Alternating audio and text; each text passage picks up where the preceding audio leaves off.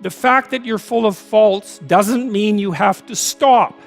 And the fact that you're full of faults doesn't mean that you can't learn. And so you can posit an ideal and you're going to be wrong about it, but it doesn't matter. It just matters that you do it and that you move forward.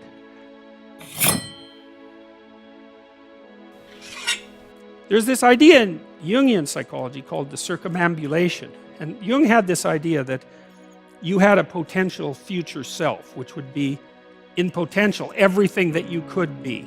And that it manifests itself moment to moment in your present life by making you interested in things. And so you stumble around like an idiot when you try to do something new. That's why the fool is the precursor to the savior from the symbolic perspectives, because you have to be a fool before you can be a master. And if you're not willing to be a fool, then you can't be a master. So, and that's also laid out in the Old Testament stories, because the first thing that happens to all these patriarchal figures when God kicks them out of their father's house when they're like 84 is that they run into all sorts of trouble, and some of it's social and some of it's natural and some of it's a consequence of their own moral inadequacy. So they're fools. But the thing that's so interesting is that despite the fact that they're fools, they're still supposed to go on the adventure, and that they're capable of learning enough as a consequence of moving forward on the adventure so that they straighten themselves out across time. And so it's something like this. This circumambulation that Jung talked about was this continual, we'll return to this continual circling in some sense of who you could be. You might notice, for example, that there are themes in your life. You know, when you go back across your experiences, you see you kind of have your typical experience that sort of repeats itself.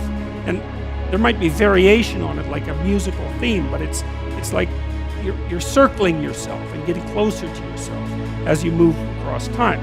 That's the circumambulation. Now, remember that for a second, because we'll go back to it. Okay, so imagine that something glimmers before you. It's an interest that's dawning, and you decide, well, first of all, you're paralyzed. You think, well, how do I know if I should pursue that? It's probably a stupid idea. And the proper response to that is, you're right, it probably is a stupid idea, because almost all ideas are stupid. And so the probability that as you move forward on your adventure that you're going to get it right the first time is zero. It's just not going to happen. And so then you might think, well, maybe I'll just wait around until I get the right idea, and which people do, right? So they're like 40-year-old, 13-year-olds, which is not a good idea. So they wait around until it's waiting for Godot, until they finally got it right. But the problem is you're too stupid to know when you've got it right. So waiting around isn't going to help, because even if the perfect opportunity manifested itself to you in your incomplete form, the probability that you would recognize it as the perfect opportunity is zero. You might even think it's the worst possible idea that you've ever heard of anywhere. Highly likely. Highly likely. Nietzsche called that a will to stupidity, which I really liked. You have to take it into account, fundamentally, and work with it. And so you can take these tentative steps on your pathway to destiny, and you can assume that you're going to do it badly. But the thing is, it's way better to do it badly than not to do it at all. And that's great, so that's good.